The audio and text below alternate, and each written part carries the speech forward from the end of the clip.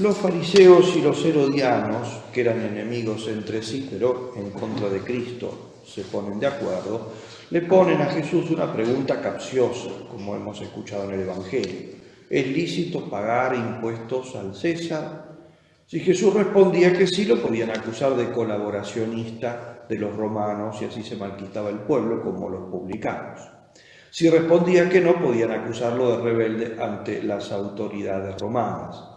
Jesús, como capta enseguida la mala fe, la trampa y la hipocresía, le responde, como hemos escuchado, de forma magnífica, pidiendo que le muestre una moneda, es decir, que él no tenía, y ellos sí, y que no podían tener porque llevaba justamente, como se ve en el Evangelio, llevaba la efigie del César, cosa que no le estaba permitido a los judíos, ¿no? Sin embargo, no la tienen, ¿no? Y le pregunta de quién es, como hemos escuchado, la figura en inscripción, y le dirán del César. Y Jesús, entonces, tomando pie de eso, les da ese principio que hemos escuchado tantísimas veces. Den al César lo que es del César, pero añadiendo, y a Dios lo que es de Dios, ¿no?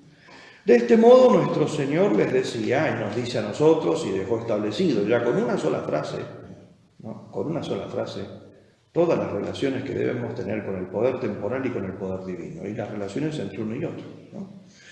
El Estado te atiende trayéndote cierto orden, justicia y servicios públicos. Uno podría quejarse enormemente de muchísimas cosas, ¿no?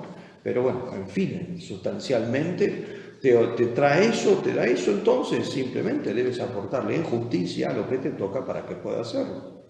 Es simplemente eso. Después habrá que ver en concreto cada cosa, donde puede haber abuso, puede pasarse, puede ser injusta la distribución, son discusiones enormes, pero en línea de principio lo sustancial es lo sustancial. Y el principio es ese, ¿no? Pero lo que sí es que no puedes darle a Dios al César o al mundo, al Estado, al poder temporal, lo que le corresponde a Dios. Por eso a Dios lo que es de Dios, al César, al mundo, lo que es del César, lo que es del mundo.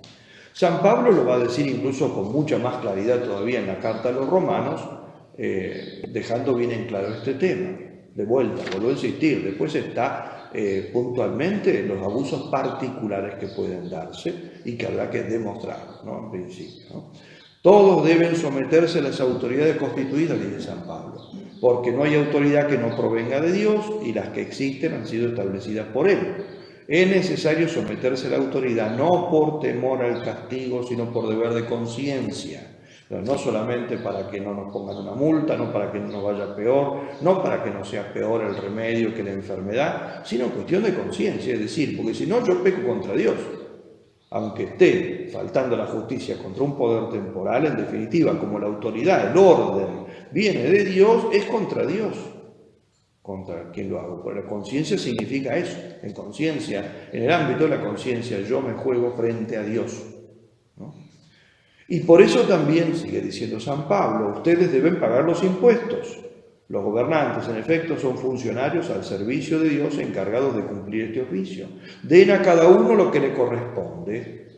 Al que se le debe impuesto, impuesto, al que se debe respeto, respeto y honor a quien le es debido, ¿no? Pasaje clásico de la carta a los romanos y punto clave donde, al menos como vuelvo a insistir, en línea de principio se nos dice lo esencial. Ciertamente que después hay un montón de abuso, de falta de verdadero aporte, de cumplimiento por parte de los gobiernos. Eso siempre ha pasado y pasaba en los tiempos de nuestro Señor, y dice sin embargo lo que hemos escuchado, pasaba en los tiempos de San Pablo, ¿no? Incluso ese estado era perseguidor de los cristianos en algunas circunstancias y luego lo hará sistemáticamente poco tiempo después, y sin embargo, a la hora de los principios, estos son los principios, punto. Y como digo, hay muchísimos abusos, pero cada uno se ve en particular y se debe probar, evidentemente, ¿no? Hay algunos que, digamos, se amparan en el hecho de los abusos que ciertamente se dan y que muchos se ven con toda claridad, como para universalizar eso y sentirse exentos entonces de toda obligación. Eso es una tremenda injusticia. Y eso es no entender un principio básico de la justicia cristiana y de la justicia natural, que es la necesidad en conciencia de contribuir al bien común y que el bien común está por encima del bien particular de cualquiera de nosotros. Ahora, ciertamente, en muchos casos, lamentablemente, ¿no?, entra en conflicto Dios y el César.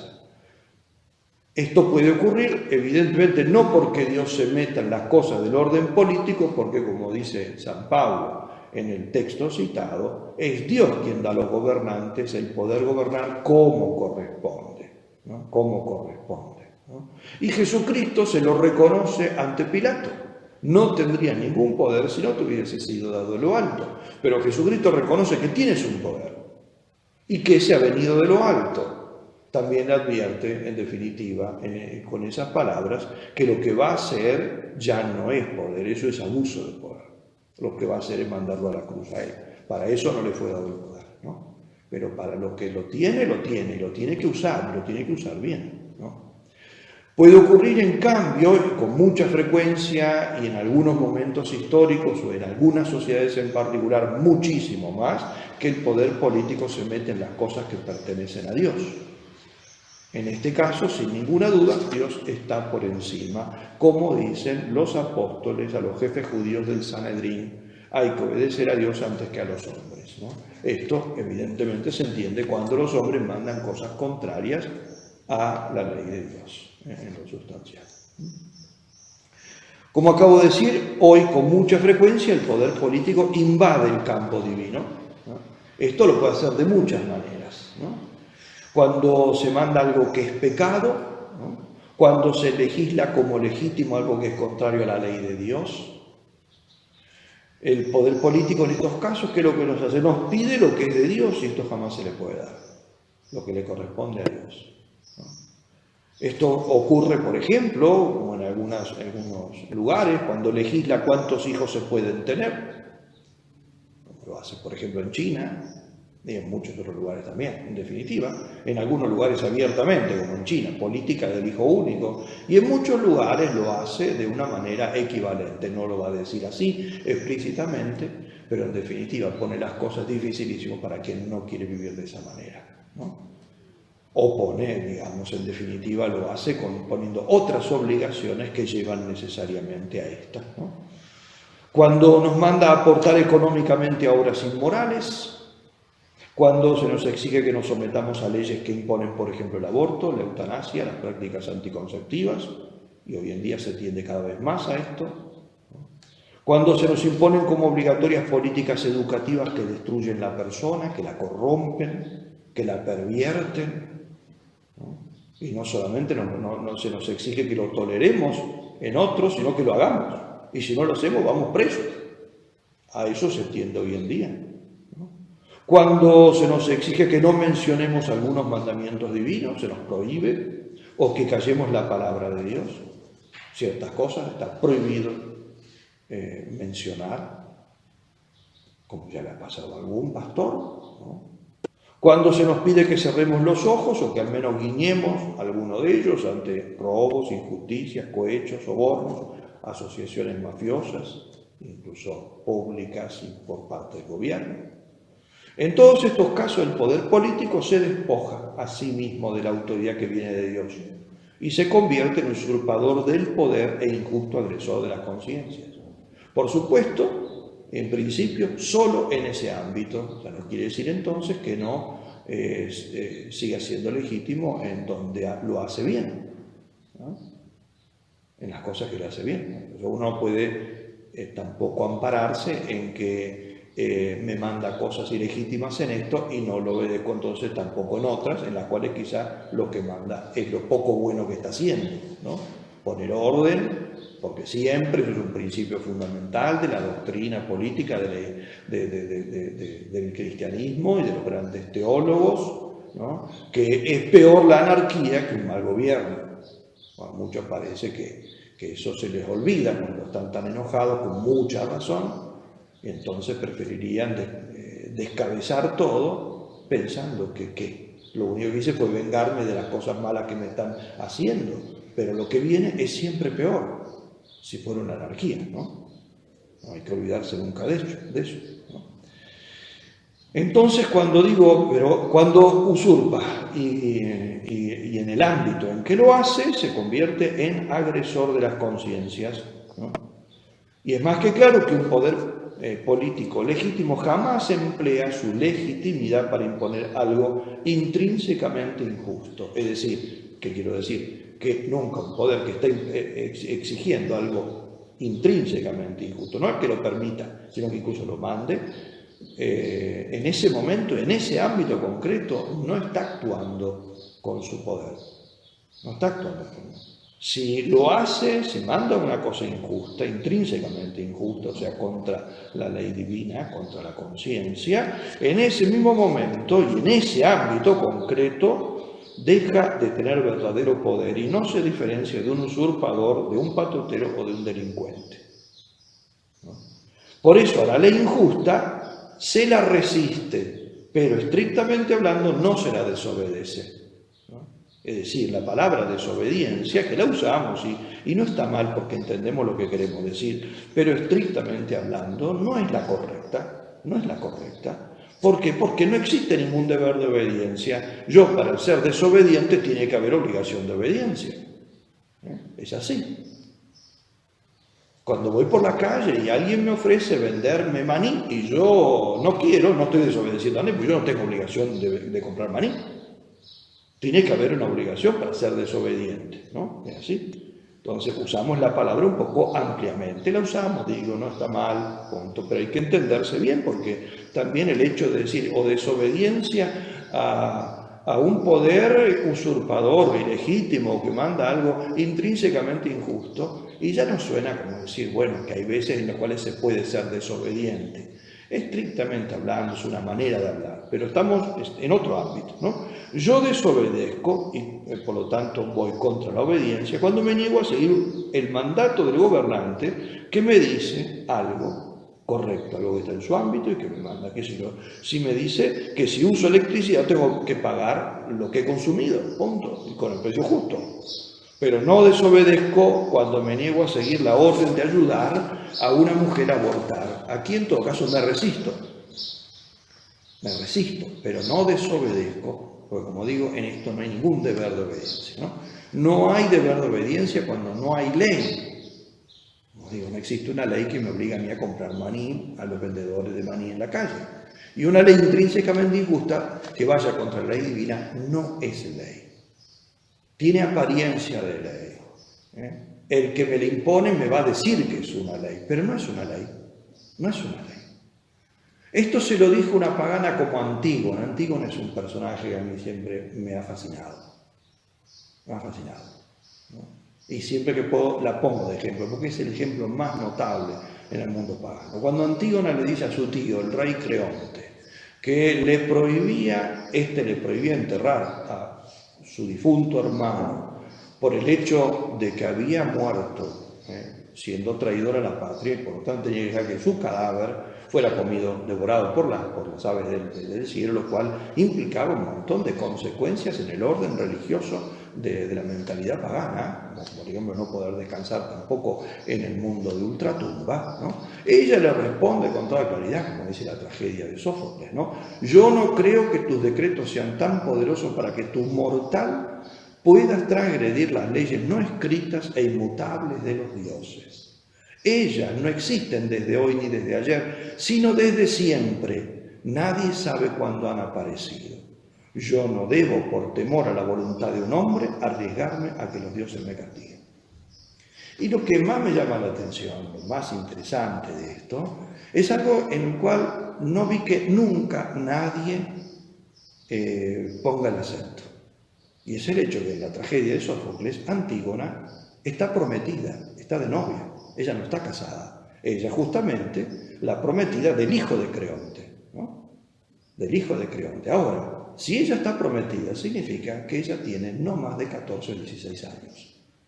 Porque los varones se casaban en torno a los 30 y las jóvenes en torno entre los 14 y los 16.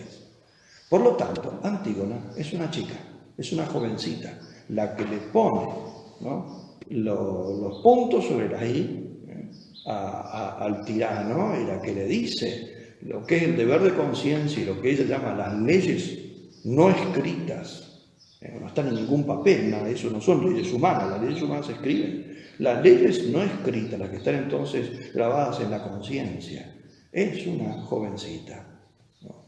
Hoy en día, los que temen oponerse a los tiranos de la conciencia de nuestro tiempo son hombres maduros. Se pueden llamar maduros cuando una jovencita los pasa por encima, como hace Antígona, ¿no? San Juan Pablo II, el Evangelium Vitae, ha dicho que, hablando de las leyes injustas, sobre todo las que imponen practicar o colaborar con crímenes contra la vida, le está hablando del aborto y de la eutanasia, dice, y lo mismo vale para, él no lo hace ahí porque no era el tema de la encíclica, ni tampoco era el problema del momento, ¿no? Pero digo, vale también para los que mandan, las leyes que mandan, o aparentes leyes, ¿no? Porque cosas que corrompen las almas de los niños y adolescentes en el campo educativo, ¿no? Dice el Papa, leyes de este tipo no solo no crean ninguna obligación de conciencia, por eso digo, estrictamente hablando, quien las resiste no desobedece, si no imponen la obligación yo no estoy desobedeciendo, ¿no? Entonces digo, uso la palabra porque si no, no me entienden, pero estrictamente hablando no somos nunca desobedientes cuando nos ponemos en contra, nos ponemos firme frente a una ley intrínsecamente injusta, ¿no? En realidad la resistimos, pero no somos desobedientes. Desobediente es el que la sigue, porque está desobedeciendo la ley de Dios. Ese sí que es desobediente, ¿no? No crean ninguna obligación de conciencia, sino que por el contrario establecen una grave y precisa obligación de oponerse a ellas mediante la objeción de conciencia. Obligación de oponerse, ¿no? O sea, nos oponemos, no desobedecemos. Desde los orígenes de la Iglesia, sigue diciendo el Papa, la predicación apostólica inculcó a los cristianos el deber de obedecer a las autoridades públicas legítimamente constituidas. Y cita el texto, sobre todo de la Carta a los Romanos y otro más, que ya leí antes. Pero al mismo tiempo, sigue el Papa, enseñó firmemente que hay que obedecer a Dios antes que a los hombres, palabras de San Pedro. Ya en el Antiguo Testamento, precisamente en relación a las amenazas contra la vida, encontramos un ejemplo significativo de resistencia, en la palabra que usa el Magisterio, a la orden injusta de la autoridad. Las comadronas de los hebreos se opusieron al faraón que había ordenado matar a todo recién nacido varón. Ellas, dice el texto del Éxodo, no hicieron lo que les había mandado el rey de Egipto, sino que dejaban con vida a los niños. Sigue el Papa. Pero es necesario señalar el motivo profundo de su comportamiento, y vuelve a citar el Éxodo. Las parteras temían a Dios. Es precisamente, sigue el Papa, precisamente de la obediencia a Dios, a quien solo se debe aquel temor, que es reconocimiento de su absoluta soberanía, de donde nacen la fuerza y el valor para resistir a las leyes injustas de los hombres. Es la fuerza y el valor de quien está dispuesto incluso a ir a prisión o a morir a espada, en la certeza de que, como dice el Apocalipsis, aquí se requiere la paciencia y la fe de los santos. Y León XIII, con esto termino, ya en el año 1890, en la encíclica Sapientiae Christianae, decía lo siguiente: el amor sobrenatural a la Iglesia y el cariño natural a la patria, los dos amores, ¿no? El César verdadero y Dios, ¿no? Son dos amores gemelos que nacen del mismo principio sempiterno, como quiera que autor y causa de uno y otro es Dios. El autor de un amor y de otro amor es Dios. ¿De dónde se sigue que no puede haber pugna entre uno y otro deber? Esto en el orden natural, ¿no? No obstante, sea por la calamidad de los tiempos, el problema de cultura, ¿no?, sea por la mala voluntad de los hombres, se trastorna algunas veces el orden de estos deberes. Es decir, se dan casos en que parece que una cosa exige a los ciudadanos el Estado y otra la religión de los cristianos. Y esto no por otra causa sucede, sino porque los dirigentes políticos o menosprecian la sagrada autoridad de la Iglesia o quieren que les esté sometida. O sea, no ocurre porque en el orden natural pueda darse, porque dice, es imposible, de forma natural, no puede haber, son dos amores gemelos por un mismo autor, no puede haber contradicción si el que tiene que gobernar hace lo que tiene que hacer. Se dan porque usurpan, se dan porque se corrompen los dirigentes, digamos, los que imponen los que tienen que legislar de alguna manera cómo se concretiza en actos públicos ese amor a la patria, ¿no? Ahí sí, ¿no? Si las leyes del Estado, y sigue diciendo y termina con esto, si las leyes del Estado discrepan abiertamente con el derecho divino, si imponen un agravio a la Iglesia o contradicen a los que son deberes de la religión o violan la autoridad de Jesucristo en el pontífice máximo, el Papa, entonces a la verdad resistir es el deber y obedecer un crimen. ¿No se da eso? O sea, el deber es resistir y obedecer a eso que tiene nombre de ley y no lo es, y que me manda entonces ofender a Dios y ofender al hombre y destruir al hombre, en definitiva es eso, ¿no? Obedecer eso es el crimen. Y este crimen va unido a un agravio al Estado. Esto es muy interesante, ¿no? O sea, no solamente yo obedeciendo una ley injusta de un gobierno, ¿no? Una ley intrínsecamente mala, que me manda algo que es pecado, no solamente yo cometo un crimen, sino que agravio al mismo Estado que me lo ha mandado. Porque, dice el Papa, porque contra el Estado se peca siempre que contra la religión se delinque. O sea, cuando uno hace algo que va en contra de los deberes de Dios, también se pega contra el Estado. Es así. Porque yo, por obedecer al Estado, que me manda una cosa mala, también le hago un daño al Estado. De hecho, destruyó el bien común que tendría que custodiar él, erosionó el fundamento de lo que es el orden humano, y por lo tanto, en definitiva, al mismo Estado. Es como si alguien me dice, te pido que me cortes el cuello. Obedeciéndolo, yo le hago un daño al mismo que me lo ha pedido, o a que me lo está mandando, ¿no? Lo mismo, entonces, cuando un Estado nos manda educar pervirtiendo a los suyos, ¿no? Evitar los nacimientos, matar a través del aborto, practicar la eutanasia, nos está pidiendo que lo degollemos. El Estado como tal, el gobierno que trata de dirigir ese Estado, evidentemente es como una especie de demonio que se mete en una persona para guiarla hacia donde se tiene que hacer daño, como los demonios que se metieron en los cerdos en el episodio del Evangelio y después los empujaron o los llevaron, los movieron para que se arrojaran por el precipicio, ¿no? Los cerdos tendrían que haberse opuesto a los demonios que querían precipitarlos, ¿no? Lo mismo debemos hacer nosotros cuando se nos exige algo contrario, ¿no? Esto es lo que implica en última instancia estas palabras de Jesucristo. Las palabras de Jesucristo, como vemos, dada al César lo que es del César y a Dios lo que es de Dios, no son solamente referidas a los impuestos. Esa es una aplicación quizá de las más secundaria, importantísima, pero es en definitiva simplemente un epifenómeno de lo que significa este principio en toda su amplitud. Está puesto aquí, ¿no?, la salvaguarda del orden verdaderamente, del orden natural, ¿no?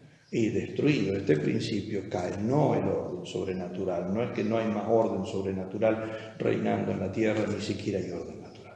Todo se viene abajo, como dice León XIII, en ese texto se peca también contra el mismo Estado, ¿no? Por eso pidamos siempre que Dios nos conceda esa gracia extraordinaria de la armonía entre el César y Dios, y de nuestra lucidez para poder dar al César lo que es de César, ¿no?, que también no dándolo, ¿no?, cuando hay que darlo se peca, ¿no?, y a Dios lo que es de Dios. Pero si el César, ¿no?, lo que es el poder mundano, osara ponerse en contra de Dios, también tenemos que pedir la fortaleza de los santos, como dice el texto del Apocalipsis que cita Juan Pablo II ahí en ese texto que leí, la fortaleza de los santos para saber que la conciencia y el alma solamente se dan a Dios.